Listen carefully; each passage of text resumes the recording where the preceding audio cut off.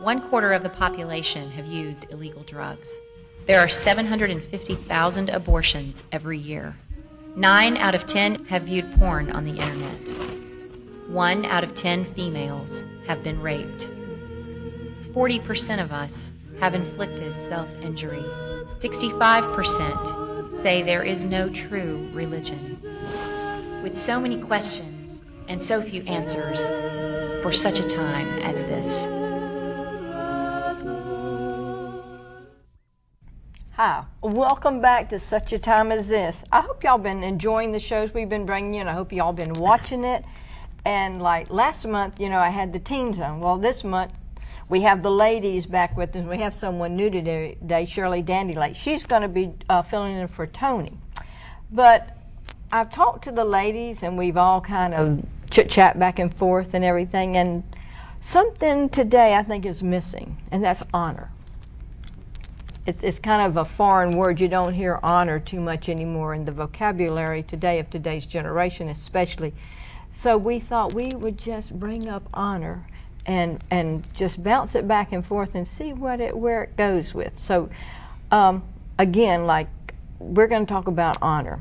And when I hear the word honor, I think about respect, I think about courage, I think about trust, I think about admiration one for another. And again, like I say today, honor is not esteemed like in our days, like it used to be esteemed. The children today, they don't honor their parents anymore. They don't honor one another anymore. Even the older generation, I think we're missing something today with honor.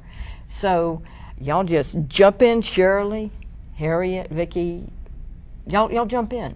Well, Masha, when you talk about honor and just how you was just saying, the various things that you think about, and I know you started off with the younger generation and talking about how they don't honor their parents, but it even go further than the younger generation, because you have now people who don't honor, they don't honor their jobs, the way that they should. And what I mean by that, in respecting what the guidelines of their jobs. You have people who don't honor their pastors, the way that the Bible teaches us that we should honor them. It's really, it don't just stop with the young people. In other words, what I'm saying, it don't just stop with them, And I think what it is, we're really living in a time that, because of technology and everything that we have learned, it's kind of like we have this mindset that, I know it and I got it. And I think that's why people struggle now with honor, because they think they got it so together that nobody can tell them anything. What you're saying here now, it's like, I don't want to honor the old ways, like what used to be. Is that what you're kind of saying? Like they don't respect the job. I remember when you had a job, you were taught to be there on time. You were taught to do your best. You were taught when your break was 15 minutes up, you went there. That's some of the things that's really respect and everything. Right. What I'm remembering is years ago. I'm not sure how many years, but it was years ago. It might have happened after Woodstock situation. Okay. I like Woodstock, Vicki. Don't go there. No. Woodstock happens to be a nice place. It's just what happened there wasn't nice.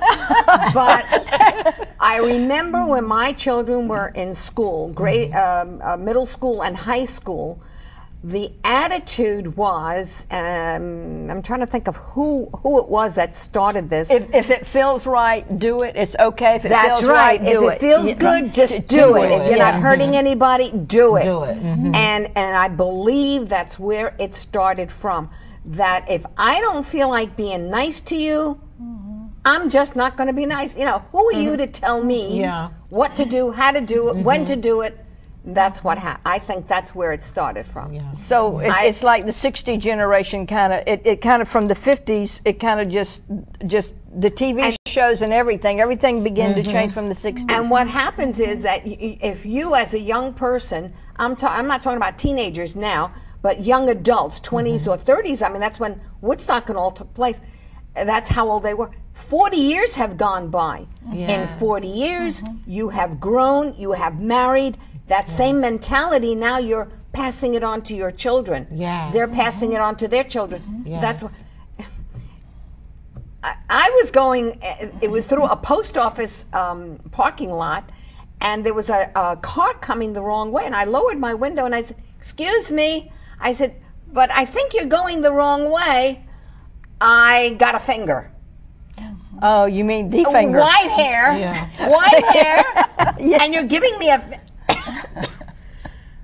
Excuse me. Yeah. No honor. That is dishonor. No, no respect. Well, the thing I like about other countries, even today, like Japan, China, some of those other cultures, they do honor the elderly, which is something that I see that is not happening in this day and time.